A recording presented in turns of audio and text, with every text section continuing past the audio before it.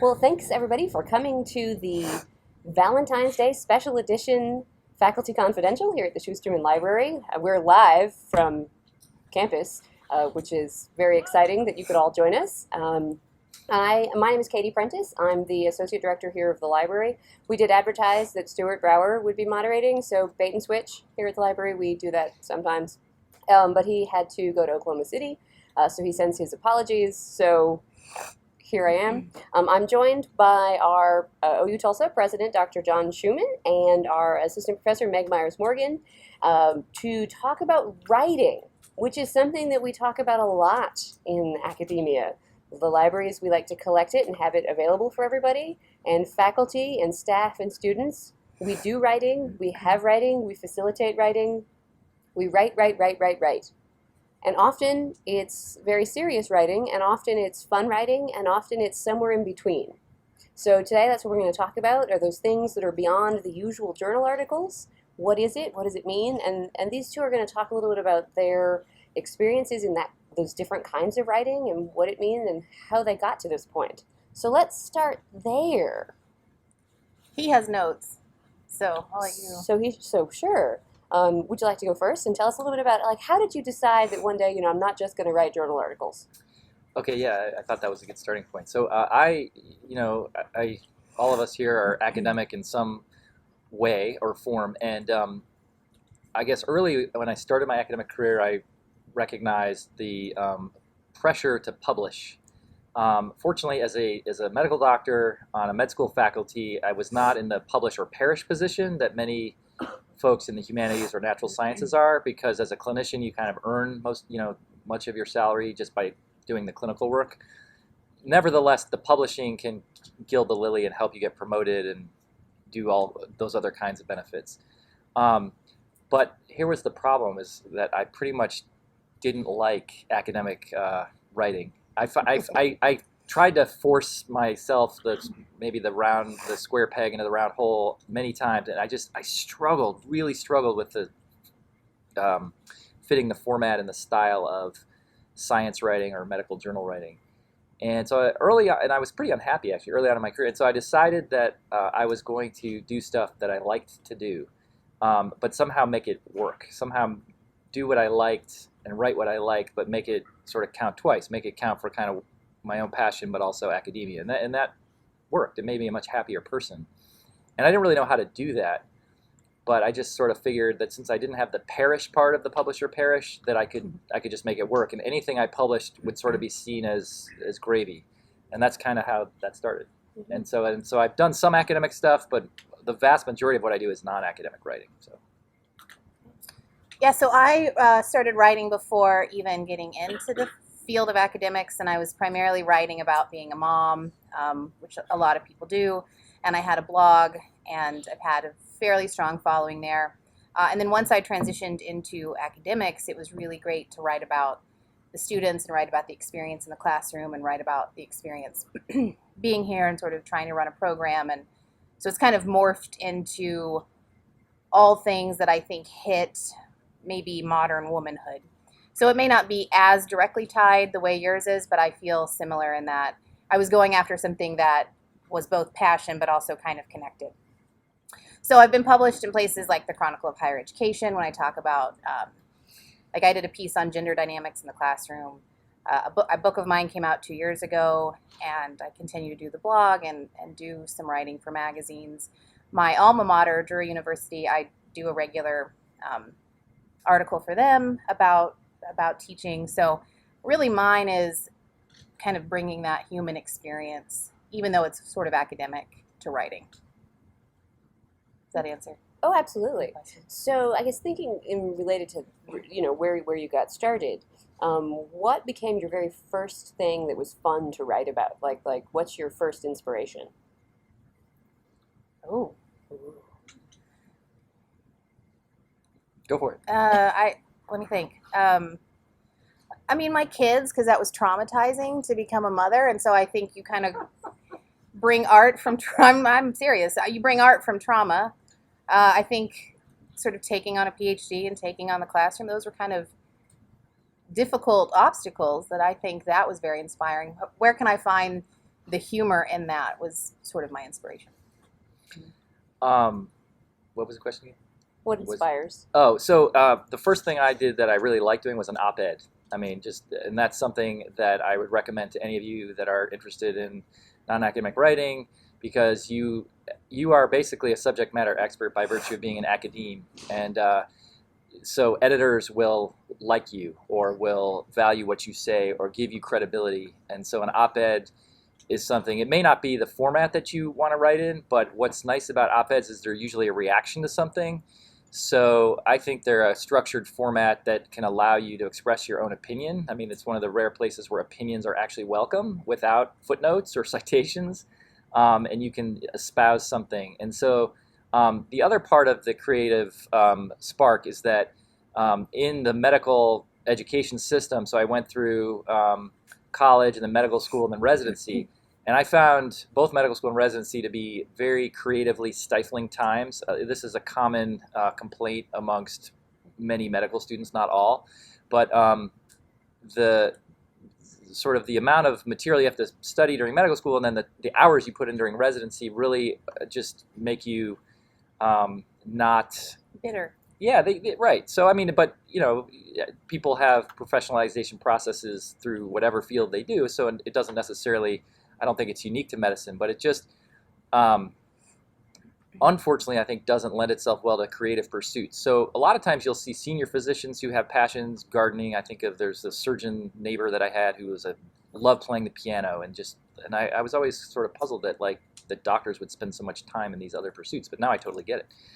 So I guess I haven't always had the political bug so much, but I've always been interested as a healthcare person in sort of, the sort of political issues around healthcare, the cost of healthcare, the access to healthcare, and then what increasingly I got interested in was sort of the patient experience and why I think it is that the medical establishment, if you want to call it that, is so pretty poor at kind of interacting with the public, and we get laden with jargon, and we sort of obscure things in clouds of mystery. And so that became the basis for my blog, which was sort of to demystify medicine and try to give readers that peek behind the curtain of inside medicine. And it's not, I originally sort of intended in a gadfly role, because that first creative thing was this op-ed and this op-ed format, to write sort of these exposés.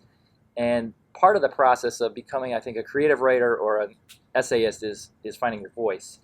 And so, you try on different styles, and the blog, and I write a blog too, but the blog is what's allowed me to hone my voice and to sort of recognize who I am as a writer or a thinker.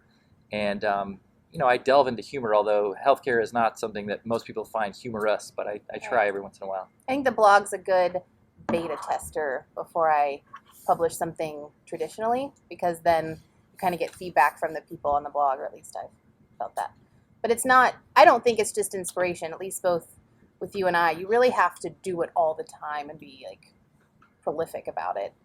And I would say 10% of the stuff that I do is any good, but you just have to do a lot of it all the time. You have to get in that habit. Okay, so I'm sure everybody wants to know how. I'm sure you're both very busy people. I mean, you've got families, you've got jobs. How? Where do you find the time? Tell us about that. I think when? Okay, so people ask that a lot, but I don't go to the gym, right? So I mean, everyone has their thing that they commit to, and I'm like, how do you have time for that? It's like, oh, I don't want to go to the gym. That's why I don't do it. So I just want to write, and so I do it every single day, and I've done it every single day since college. And it may be, it's such a habit now. It may be that I sit down and give myself 20 minutes and just free write, or I sit down and I crank out an entire essay, but it's just the habit of doing it is so ingrained in me. I can't imagine not doing it, like brushing your teeth, which I do twice a day. So it sort of varies, but I write mostly, I would say, early mornings or weekends or nights. I mean, just or middle of the day. Right, and I try to make use of those sort of more fallow times, like between meetings or something. So I try to write then. But I would agree with one thing Meg said, which is being disciplined about it, meaning just do it as a habit. If you like to write, write. Because I think a lot of us, and I was this way early on, is you spend a lot of time thinking about what you would like to write, but you want it to be perfect, and so there's this difficulty in sort of either putting pen to paper or fingers to keyboard and trying to just do it. And there's a lot to be said for repetition and habit forming, and in a way, it gets easier the more you do it. But not all of it's going to be, golden pearls of wisdom, and so you're going to miss sometimes. But so having, even the best baseball players, 3 out of 10. So if you can do that as a writer or an essayist, that's pretty good. And so one of the things, Meg writes every day. I would call that in a way journaling. Whether it's like a journal, like Dear Diary today. Something happened. Did a panel with John. Yeah, but journaling is important, and I say this kind of hypocritically because I have journaled at times in my life, and that's ultimately what a blog is, right? It's a web log. It's a web diary of what you do or think or write. And I've gone back and forth on journaling because part of it is the pain of like looking back at your old journals and being like, oh, I can't believe I wrote this stuff. Or it's like I can't believe I felt this way. So some of it is seeing that growth and that kind of emotional unease or whatever. But the blog has become a way to do that and to journal. And it's not so much a Dear Diary kind of a thing as much as it's sort of, for me, a weekly. Some people blog, multiple times a day. Some people blog daily. Some people blog weekly, monthly. You have to develop your own rhythm and cadence. And I think if you're writing every day, I get the sense, I just looked on your blog and preparing for this, it seems like you publish 1 or 2 posts a month on your official blog. But that doesn't mean you're not writing every day. Right. But it might mean that you're going through an enormous revision process, or you're shopping it around, or I was a religious blogger from like 2010 till the end of 2015. I blogged like once a week. I just realized that I couldn't maintain a pace of a daily blog. It just seemed impractical. I didn't have that much to say. But a weekly post seemed really nice, and so I would just typically write and publish something on a Sunday. And the thing about a blog is the good and the bad. The good is it gets you a chance to write and beta test something or put an idea out there to some readership. You don't really know necessarily who's reading your blog unless people interact with you or email you or write comments on your blog or that kind of a thing, or share it, I guess, is the thing now. But it was the creative leap, or the anxiety leap to overcome putting it out there in the real world. Because, in our own heads, we're always the smartest people or have great ideas. But I would say that like lending it to review is really what. But I think that's the biggest lesson I've learned is blogs should be short and constant. And mine are 2,000 to 3,000 words twice a month. And I've always been told you need to do more and do less, and then you'll get even more followers. But I have a highly engaged small following. And eventually I just thought, well, I'm not going to change. This sounds like I stuck my fist in the air, but I just realized I can't really change to fit some writing mold, which you feel a lot of pressure to when you're not writing academic stuff. Because you have a pressure to either fit into a blog or fit into a book, and it's really hard to kind of find your own ability to be okay with whatever your format is. Rather than trying to be a successful weekly blogger, I just kind of never even tried to do that. But I have a question about that because I was thinking about that too, which is that I try to do different things, even though my blog is called Glass Hospital and it's nominally about healthcare or the mysteries therein. Occasionally, I'm very interested in social determinants of health. So like my most recent post was just a short riff really on a Tulsa World thing about the social worker who works at the Tulsa Public Library. And it gave me a chance to say, hey, we renovated our library. So it was Tulsa themed, and it was about having a social worker deal with some of the issues of clients at the library who may be homeless or hungry or whatever. And oddly enough, I get these little notices about somebody unsubscribing or whatever. And it's like I feel like I'm put in this box where like if I go slightly off, to me it's directly related, but I can see why a reader thinks, hey, I want some healthcare stuff. This isn't healthcare. And a few people drop the subscription, or I don't care, but you sort of care. But so my point is that I sometimes feel constrained in this role I've created for myself, and you've built an audience, and so it's great. I'm so grateful to have people who actually read it and care about it. But then it worries me that I'm like now pigeonholed into this. Right. Well, that's what brought you to the dance, so you keep doing that. Yeah. And the people that unsubscribe, we don't know why they're doing that. We can't predict that. They say other often. Right. I mean, they just sound It like says reason. they just other. sound like terrible people, and you don't want them reading your writing anyway. I mean, that is the toughest part, and I know that's a big part of the academic writing with the peer review. But the toughest part is getting past that critique of your work, and that I want you to be this, and you're writing about this.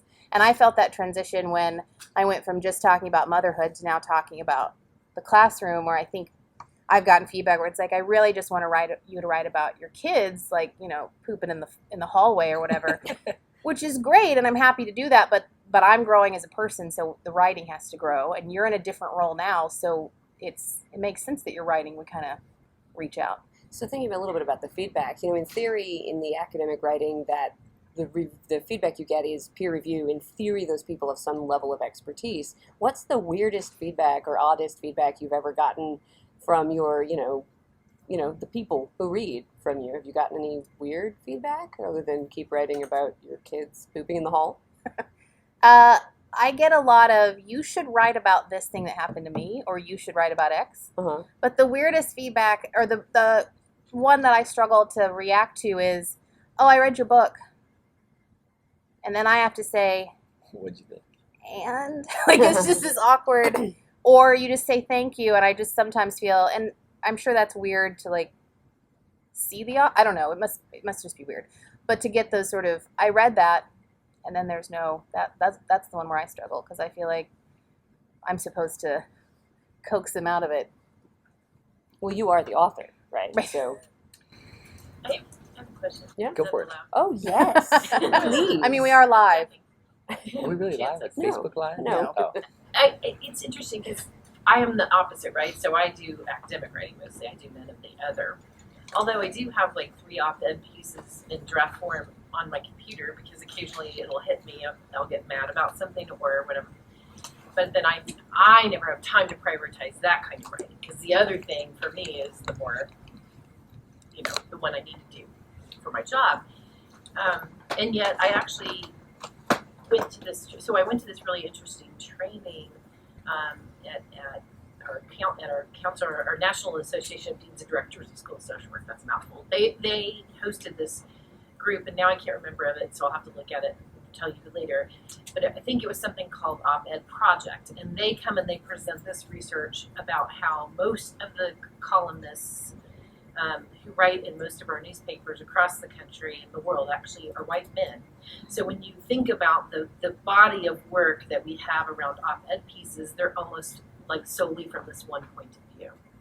And so they go all over the world, and they train women, and they train communities of color and other people to write op-ed pieces. And a big piece that they talk about, which is what you said earlier, is what is expertise, right?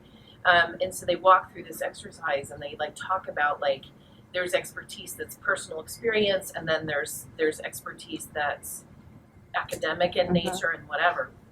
And that like when she first does the exercise, almost no one raises their hand and feels like they could write an op-ed.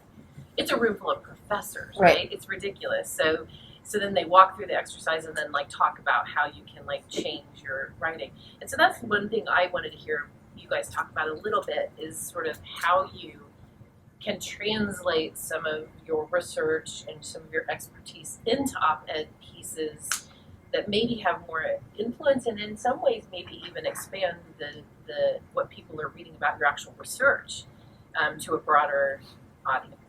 I know that was a long-winded question, but Well, having done this for a while now, and having successfully published like magazine pieces, it inevitably, I think, that question has been raised for me when I have done some academic work. It seems to me that what academic journal articles I've written ought to have a much wider audience than just some old medical journal. So I usually, if I publish something, I will pitch it to an editor and say, hey, I did some work on this in my day job. Is this of interest, or how about a piece on this?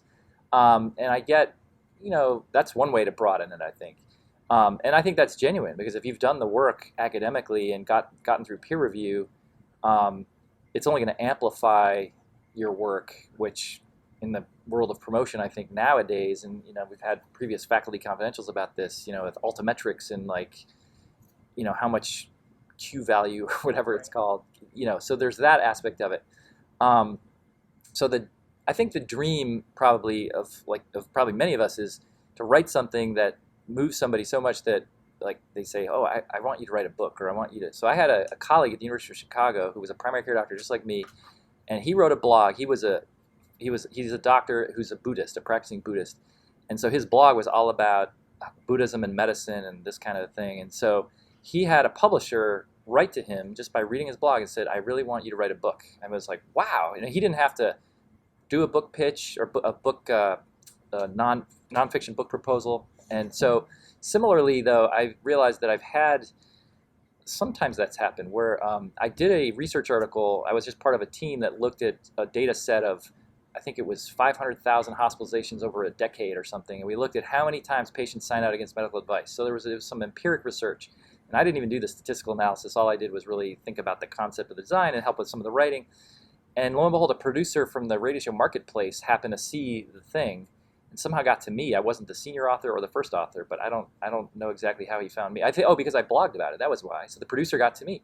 And so then I got to actually invited on the program to do an essay, a commentary on that. And that was sort of the birth of doing stuff on the radio. So I'm answering your question a long-winded way to say I have definitely but shamelessly tried to pitch my own academic work in public fora, but also been lucky enough to have independent media types look at the work and say, and that stems, I think, from the fact that the work I try to do academically does cross over. And so I had a comment on here just about, sometimes I think in academia we're too quick to dismiss people as sellouts or popularizers. I go to this ethics meeting every year, this medical ethics meeting, and I just remember the cocktail chatter where somebody that I know was totally dismissing this other guy at the conference saying, he's a popularizer. And I just thought, like, the haughtiness of that comment, I mean, it basically comes from jealousy, right? As someone that can, like, sell articles or sell books.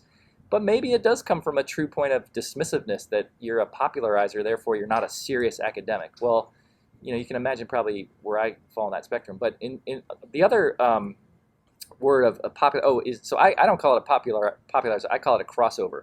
I think of it as like, how do you take your academic stuff and cross over into a mainstream audience? Because it does improve the impact, and it does, I think, makes your work more relevant in a way. I mean, I guess all of us in academia, to a certain extent, are trained and wind up getting really into our topics and get pretty esoteric with the language.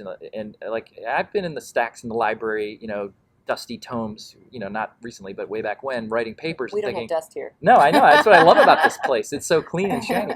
But, writing papers and thinking, I know more about the Alaska Native Claims Settlement Act of 1972 than probably, all but 5 people in the world. And then realizing, wow, nobody really cares, except me. The thing is now with public, it's interesting that example you give, because the public discourse right now is sort of divided, right? It's sort of the intellectual and elite. That kind of comment is exactly what sort of the problem is. Like, a lot of this stuff doesn't translate because it's esoterically read by this small group of people, like-minded people. So I'm always thinking about translational things. And, my sister who's studied as a biologist at Amherst, who studies like the dimorphism and whatever in plants, okay, maybe. But like, I think about things I care about, like child abuse or, women and domestic violence, and things where I do want to have a voice that's beyond academic, right? But then without being too political, right? So that's the other thing, because we're always warned, don't be political, like you're in a public institution, so then you're always sort of balancing those two things. So it gets complicated, because you want to like promote that stuff, but then you don't want to be accused of using your position or your knowledge in a way that would be considered to be a violation of the public trust. But I would think the university and higher ed would have to kind of restructure its incentives I to think that's right. publish. But also, you could be that and start that. I don't think we've had a ton of presidents that I know of that also have a blog and a radio show about medicine. So, I think you could, Julie, if there's anyone that could do it, you could be that person that sort of modeled that for your faculty and modeled that for our campus, maybe. if we aren't doing it. Well, I think OU-Tulsa is unique that way because so much of what we do on this campus, and I know I'm preaching to the choir here, but is community-minded and has a practical impact on communities, whether it's nursing or social work or medicine or the things we do. I mean, even, engineering is like right in with technological advances, right with our local industry. I mean, so there's this deep and very vibrant connections to the community. So all of us, to some extent, on this campus have a very practical focus, I think, in our disciplines. And even say someone like Kent Teague, who is like, our example of a true scientist who's working with molecules and immunology. I mean, Kent's fantastic because his work, even though it's probably at a level that most of us don't even understand in terms of the molecular science, it's all about collaborating and working with child abuse and work, in community medicine. I mean, it's really fabulous the way sort of he gets it and interprets it and takes his work and puts it kind of outside of the sort of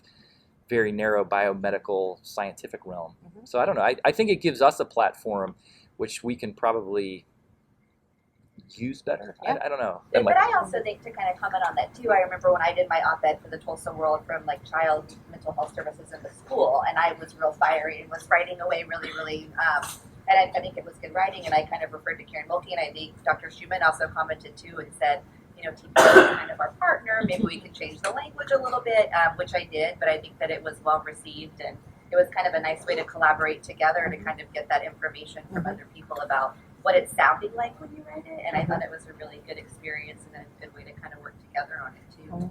Well, and I just don't think we also aren't trained that way. So we don't really, I never got trained how to write an op-ed or, so I think that's another, if Diane Horn was here, she would say that, a key feature to the dissemination of big research ideas is to have a team of people who can dissect research and write those kinds of things either for you or with you. Mm-hmm. And so there's an infrastructure element, I think, that's maybe missing around helping people translate science into real ways, into these kinds of things like op-eds and other things that I think would be really helpful and probably really relevant for this campus. This group that I went to, if we had them come to campus, I'm just going to plug that because it was cool. The op-ed training group? I mean, it would be great for women, our students, everybody to get that training. Mm-hmm. I think that is a great idea, and I think I know people in that collaborative who are. I think I've seen that. It's a nationwide thing, right? Yeah. Oh yeah. I know people that are participants in that project. It's really worked well. But I think it's funny. You've drafted several op-eds, that are on your computer, and in a way, it's like the proverbial writing the letter and sticking it in the file drawer. So they're on your computer file. And Sarah, you talked about writing an op-ed. You actually done it, and Marty, not to pick on you, but Marty had a letter in this Sunday's Tulsa World, and it's like, what really, again, and it doesn't have to be political. I mean, you can, we're talking about non-academic writing, and it certainly would encompass creative writing, and poetry or other, things that you do for art's sake. But there's something about sort of engagement with the narrative of current events that's somewhat easy. I mean, it is a mainstream because it's sort of this wide river that we all swim in, and some of us choose to stay away from that because it's either we don't like politics or it's messy, but many of us choose to sort of reflect it or think about how we fit in or what would make the city, the state, or the country better. And so reacting to those things, I think, is good fodder, although as I would point out, you don't have to be political at all. Well, and don't underestimate people aren't sure of their opinions, and when you switch to an op-ed or you switch to the blog, you're not only putting yourself and your opinion out there, but you're also putting your writing out there. And people are nuts about their writing. Even when students submit papers, in the notes, people will be like, I was really tired, I'm sorry, this probably isn't good. People are just inherently self-conscious about their writing when you add that it's not academic and it's not, this is value-free, this is just the results of the research. No, this is your opinion on something. It's a minefield. It's a beautiful minefield. Yeah. One of the things you said early was that you started writing, and the more you started writing, it led to something else, and it led to something else. And I think that's really the key. The more you write, the more it leads to something else. Yeah. And then you pull something that you thought about, and you think, it's not, you put it back. And then you had another thought, and you've had a year or two of writing experience, and you go back and you polish it up, and all of a sudden, it really does make sense, and it's really, okay, I can present that now. Mhm. you know, that kind of thing. But I think that you just have to start writing. Yeah. You know, you just have to start writing. Start somewhere and keep going. So we've talked about journaling. I mean, some writers keep a notebook. I use my blog. It's like an electronic journal.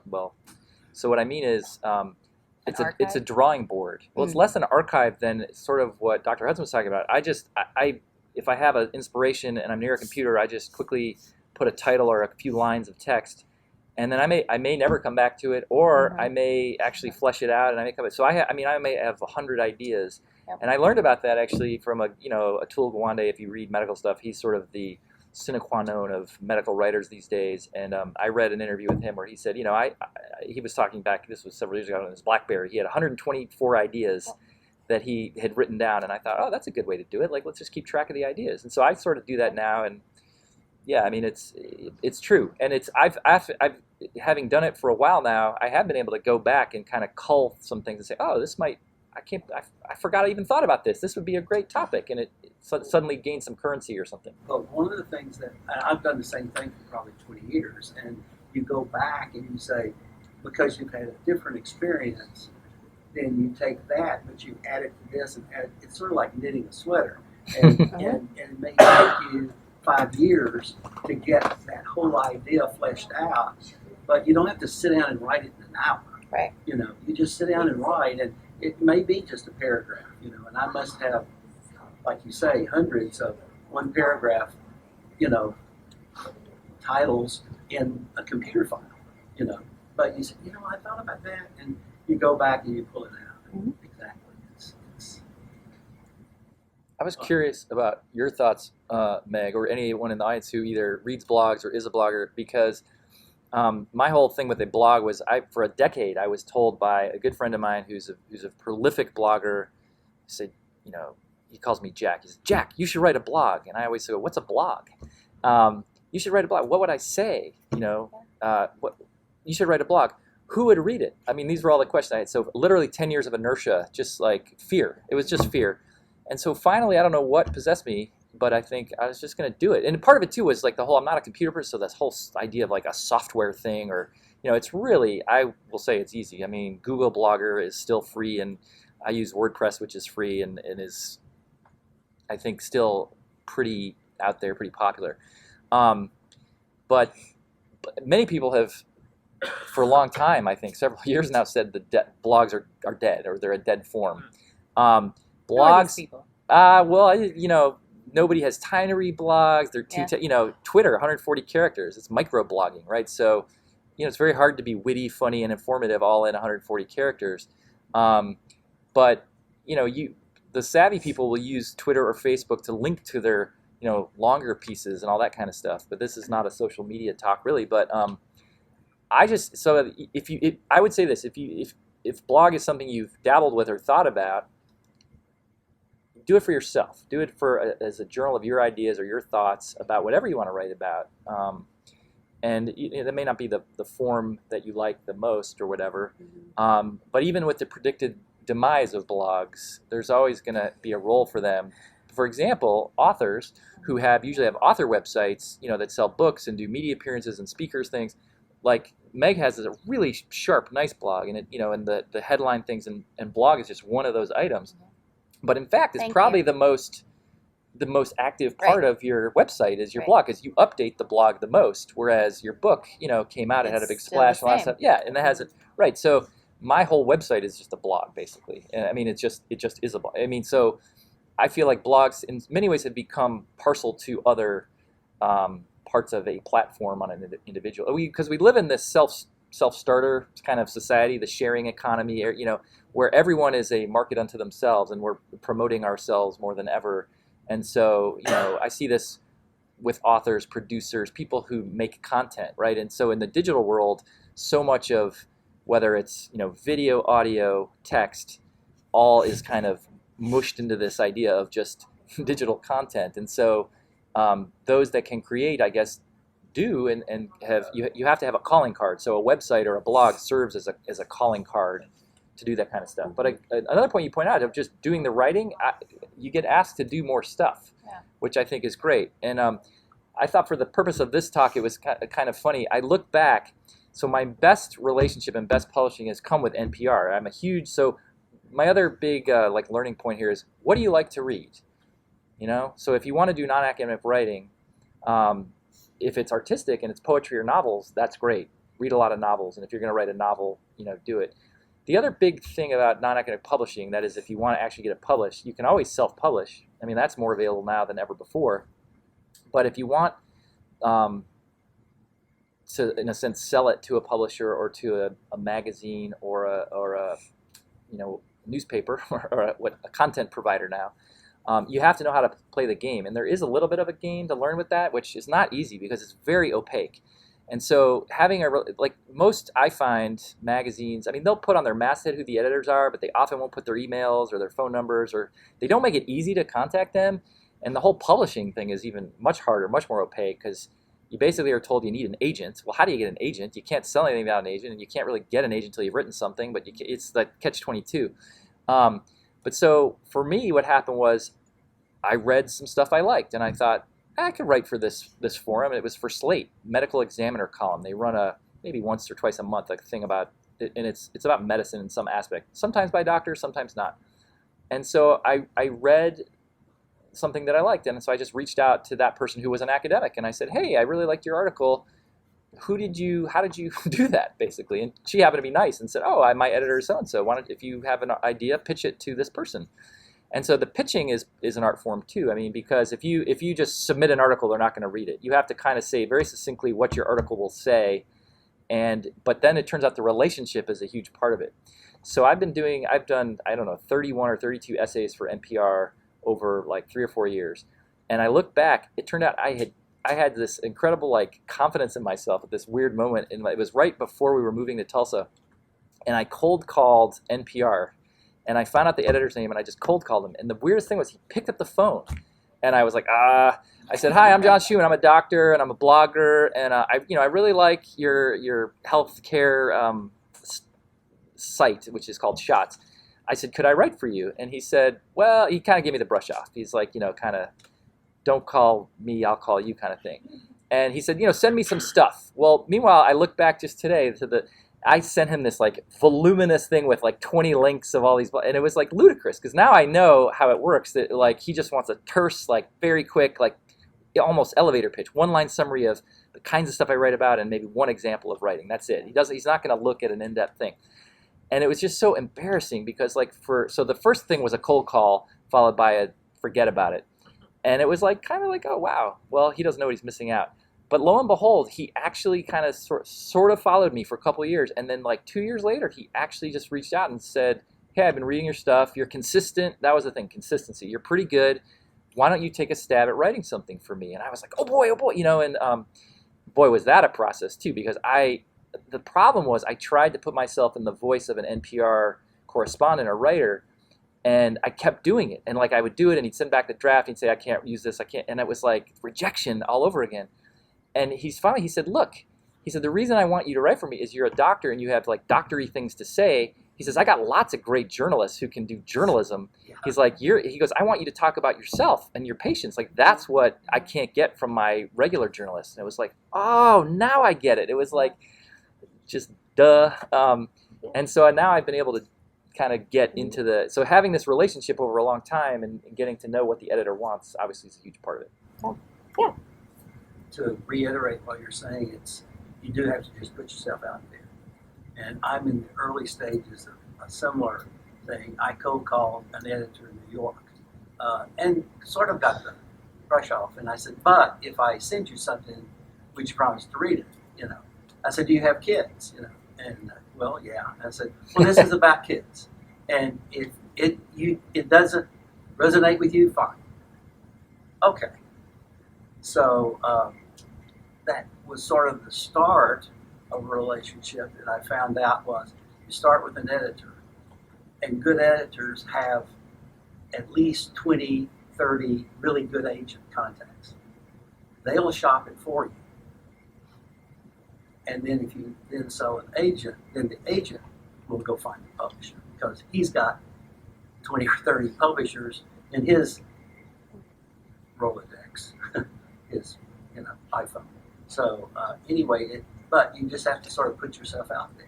And it's over and over and over. And as you say, you know your stuff, they know their stuff. Yeah. Don't try to do their stuff. Do your stuff, let them then do their stuff. You know, and that's in essence what he told me. He said, you know, after he read it, told me what he thought and all that kind of thing. And he said, I can make it better. And I said, well, I hope so. That's why I'm calling you, you know, and all that. But again, it's the same kind of thing. You just have to sort of put your ego in your back pocket and charge ahead. Well, and I think sort of your point about the blogging is dead. I have never. It was more of a question. Is blogging dead? The John Schumann story.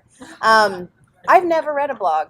Yours is probably the only blog I've ever read, and then I reread my own before I write another one. But I don't really subscribe to that world. I don't really care. That sounds terrible. But in the book world, they publishers think they can sell about 10% of your current readership. So if you've got them in the millions on your readership, you can get a book deal because they know they can sell. But then they've also found that people that have a ton of Twitter followers can't sell books from that. Oh, really? And so it's really the publishing and agents, it's just a crapshoot. They have no idea, which says to me, at the end of it, you're just looking for great writing. Whether it's in a blog or a book or perhaps a podcast, whatever it is, you're going to find your space if it's good. Because if you try to kind of follow the trends, they're finding the trends don't work. Even the ebooks, they make up about 10% of all books sold. And they got to that 10% and then they just stopped. It stopped growing. And they thought ebooks were going to replace paper, and it didn't. And you know, everyone's real snobby. I have to hold a book, and then they're not snobby, and wherever people land with that. And I think that just keeps happening in the right. I mean, I find that I just feel very curmudgeon-y about it all, and I just keep writing and try not to follow those sort of predetermined. I just make my own. Well, I think that's really smart. It's like just Well, I'm not saying very marketable. keep but your head down and Yeah. do what you love, Yeah. and you'll find. I mean, because you have built an audience and you have written a book and you're working on, you know what I mean. So you're for the creative process. I think that's important to stick to, because you can really get bogged down and distracted by the new shiny things, Yeah. the new Snapchat or WhatsApp Right. or whatever, and yeah, it's overwhelming if you let it. So let's find out from these lovely people, though, how many of you actually read any blogs at all?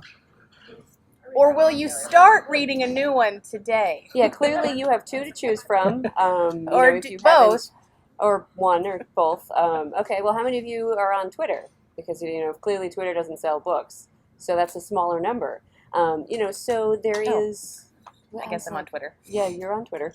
Yeah. I've seen you there. Yeah, I'm there. So it's. I guess these are the same statisticians who say libraries are dead. So, what can we say about that? And I'm not saying that those industries probably aren't seeing problems. I'm just saying if you sort of try to work in the format rather than work in what you are. Right. And that's just good life advice, I think. I think you have to be who you are and do the work you do, and it will make sense. It makes sense what you do, but I don't think we would write a job description that says our president should do, but it makes great sense and it gives us great visibility. And I don't know, I'm going to say the same applies to me. I don't think that we would necessarily ask for what I do, but I think it brings a value. I know it brings a value to the students when they read what I write. So I guess that's my thing, is we have to kind of, because I'm not a good tweeter. So I just, I never know. And the whole trying to get people to read your blog, that's exhausting. There's an art to writing that pitch, that Right. 140 pitch to get them to click on the blog. Forget it. I'm not good at it. I'm not.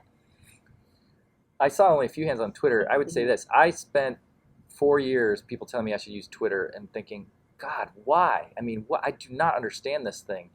And the best advice I got was from someone in academic medicine, Vinny Arora, who's considered in many academic circles the queen of med ed social media. And she wrote this blog post actually about why Twitter is good. And she said, start out as a lurker, meaning you just look at Twitter. You don't even do anything or tweet or any of that stuff, because that comes later. And it was great advice, because I just started following medical things, and what I've found I love are medical journalists, because those are where I feel like there's conversation around what's happening either new academic ideas, new knowledge that's put forward, or in the journalistic thing, ACA, is it going to be repealed? It sort of keeps me, I feel like, in the currency of it.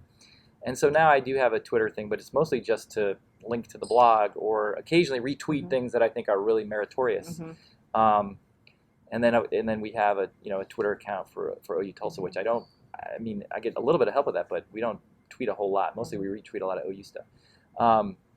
So that's my little plug for Twitter, although I know President Trump's on Twitter and he's tweeting a lot, and so you may have your own opinions about the value of Twitter. He's not on Instagram, though. Oh, okay. So you can go one place or one social media platform. So, thinking that we're coming up to the end and there may be a couple more questions, if you had any advice for somebody who has been writing traditional academic and they're thinking, I want to get out, like, where would you tell somebody, like, how would you tell them to get started or to do something differently? Like, what would you say, get up tomorrow and do what? Well, so in medicine, and I don't know if this is true of other academic fields, but the journals that, say, I read, like JAMA or Annals of Internal Medicine or New England Journal, not New England Journal so much, but they do have these op-ed kind of things called perspectives. But JAMA and Annals both have columns that are really for literary. They're really to tell stories. There's one in Health Affairs, which is the best health policy journal, called Narrative Medicine, which is a longer form thing. But my point being that I don't know, like in engineering, if there are, I maybe kind of doubt it actually, but do the engineering journals ever have like space for a personal essay in them or a reflection or anything like that? So that would be a good place to start. If you're academic, all have okay. essay, yeah. So that's where I would say start. If you're a reader and you're in a field and you've done scientific or academic writing and you feel like you have a voice that says something different or you want to say something different, that might be a good place to start, that format or that forum. Like, hey, something happened to me and I want to reflect on it, or something happened in my journey to become a professional or a scientist or a professor. I think that's a good place to start. Certainly, the other thing I would say is the stuff you read. So if you read, Time Magazine or Rolling Stone Magazine or, you name it, what excites you? What is it? Long-form features? Is it nonfiction? Is it fiction? Or is it essays? Is it poetry? And I would just say, starting tomorrow, I would say just commit to writing a few lines. If you wanted to do it but haven't done it, just commit, like you would say to trying to do 10,000 steps a day. Just commit to writing, say, 10 lines a day, or 100 words. 100 words is not very much, you'll find out, but 250 words is really a couple sentences almost. And do that for like a week and just see how it feels, and then go from there. Yeah, I mean, the best parenting advice someone ever gave me was, if you're not enjoying your kids, you need to change what you're doing, because you should enjoy them. I learned later it's not all that you're not supposed to enjoy them all the time. So that's been helpful. I forgot to give the caveat. No one told me that part. And I think that's true of writing. If you're not enjoying it, then try something different, because it's such an important part of me and what I do and who I am. And but I really enjoy it. It's not grueling. I don't dread it. I'm really excited about it. So I think that's why it has worked and has led to other things. So whatever it is that you enjoy, write that. Do it that way. And your next book is coming out soon, hopefully the end of this year. Okay, well, let us know. I will let you know. Schedule something exciting, I of will let course. you know.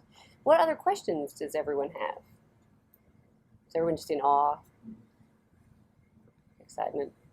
I guess my question is about blogs, like kind of finding your voice, because I feel like if you have some content for like an academic journal, the way that you're going to talk about it is going to be different, or if you're going to present it, like you're kind of writing it as you speak about it. But when you guys are blogging, like how are you guys what are your thoughts about how you're writing it, about how people are going to perceive it? I'm typing that question makes sense. Am I worried about how people are going to perceive it? No, how do you how do you think about writing it? Like, are you thinking people are like, how do you kind of edit it, kind of know that the writing that you're doing is... So I was an English and creative writing major in undergrad, which meant you had to write like 3 hours a day on average. So I kind of got in that habit. And my favorite professor said, just put one person mentally in the room and write at them. So usually it's just myself, but sometimes it's a fellow mom or a fellow teacher where I'm just thinking, if I'm going to have this conversation, who's that person in the room I'm going to have that conversation to? Is how I do it.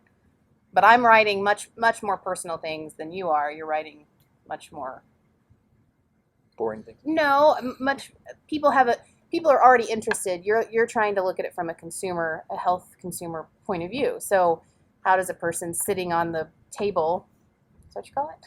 A medical table? Exam table? Probably. That's what you... I mean, Meg's advice is right on. Know your audience. So it's really hard, I think, at first, because especially if you start blogging, you're in the mindset of an academic and you want to write more for a lay audience, perhaps. And it's like finding that voice is hard.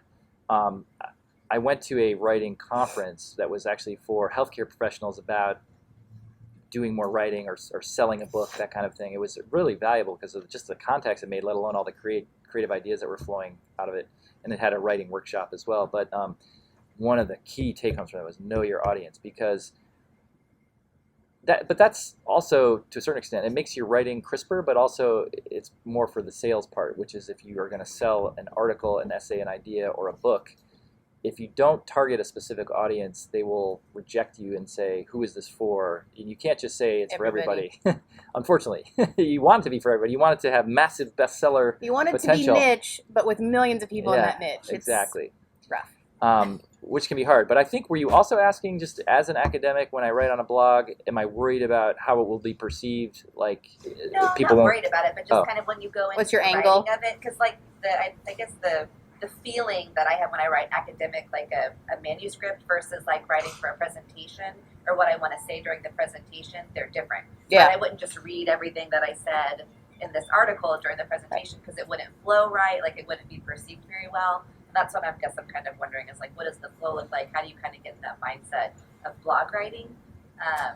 That's kind of hard to reflect on at this point for me, because it's just, I feel like I've got the voice in kind of my vein that I'm in. I think the struggle is now, maybe you were mentioning this earlier, how do you break out of that? How do you do something different? But when I first started my blog, I didn't tell anyone about it. So for a long time, people found it, but for a long time, I was writing to make myself feel better. So I think, kind of like you did, maybe don't write for an audience at first and find your voice and then get it out there. Maybe? Mm-hmm. I mean, the one thing I would say too, sorry, is just I actually try to be myself through it all. So I try not to have an academic voice, although it's really hard. And especially in like the role I'm in now, I need to sound presidential, and I need, but I mean, I do try to just be a person and try to be who I am. And as weird as that sounds, so if I do that in an academic thing, it'll usually get kicked back and say, follow this format, and it's like, oh, okay, and I'll struggle to get through it, and I will. So what's the connection between your writing and your radio show? Does one inform the other more? They should inform each other better, is what I would say. Because what ideally would happen is when I interview a guest, usually they're authors, but oftentimes they're local folks, I should just write a great blog post about it, sort of either what I learned or what might tease the reader to then want to click on the link or click on the audio podcast and listen.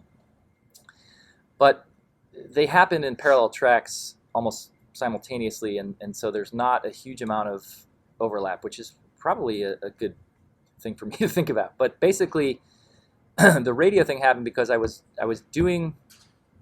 No, that's not true. I got here first. But when I came here, I went to a KWGS event. They hosted a evening event talking about schools or something. They don't do a lot of events. Actually, they just started again. Like last weekend, they had Monroe Nichols and Carol Bush come to Lefties on Greenwood and have an open forum to talk about the legislature and what's going on. I love it when they do that kind of stuff, because to me that's public engagement. So I went to an event like that, and I saw this guy. I said, "Are you Rich Fisher?" And he's sort of like, "How do you know?" And this was before they even had their current website where they actually had pictures of the people. Right. There were no pictures, and somehow I found a picture, and it's very opaque too. Well, they're not opaque anymore, I don't think. But it was interesting, and I just said, again, it was this weird sort of confidence. I said, "I'm new in town. I'm a doctor. I'm a blogger. I'm a huge public radio fan," and I had a tiny bit of radio experience in college, but it was mostly around sports radio, believe it or not. I had no like serious radio experience.